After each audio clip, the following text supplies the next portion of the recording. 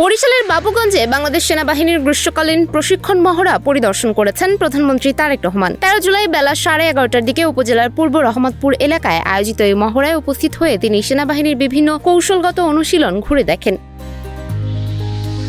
মহড়াস্থলে প্রধানমন্ত্রীকে স্বাগত জানান সেনাবাহিনীর ঊর্ধ্বতন কর্মকর্তারা। এরপর তিনি জঙ্গলে পরিচালিত প্রশিক্ষণের বিভিন্ন ধাপ পর্যবেক্ষণ করেন। এ সময় সেনা সদস্যদের অবস্থান পরিবর্তন, গোপন চলাচল, প্রতিরক্ষামূলক কৌশল এবং বাস্তব যুদ্ধ পরিস্থিতি মোকাবেলার অনুশীলন সম্পর্কে তাকে বিস্তারিত অবহিত করা হয়।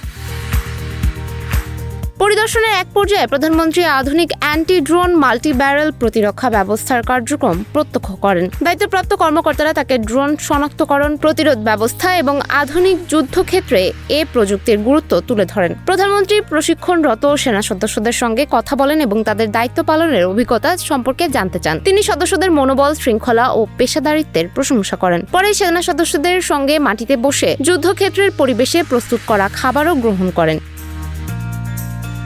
মোমের আগুনে রান্না করা ভাত, ডাল, আলু ভর্তা, চিংড়ি মাছ ও ডিমের তরকারি তাকে পরিবেশন করা হয়। সেনা সদস্যদের উদ্দেশ্যে দেওয়া বক্তব্যে প্রধানমন্ত্রী বলেন, দেশের স্বাধীনতা ও সার্বভৌমত্ব রক্ষায় বাংলাদেশ সেনাবাহিনী সবসময় গুরুত্বপূর্ণ দায়িত্ব পালন করে আসছে।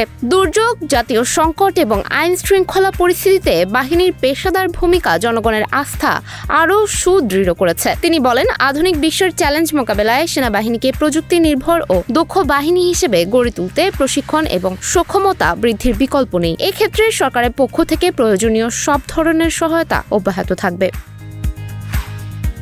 সুমাইয়া হক তন্নি, নিউজ ফ্ল্যাশ 71।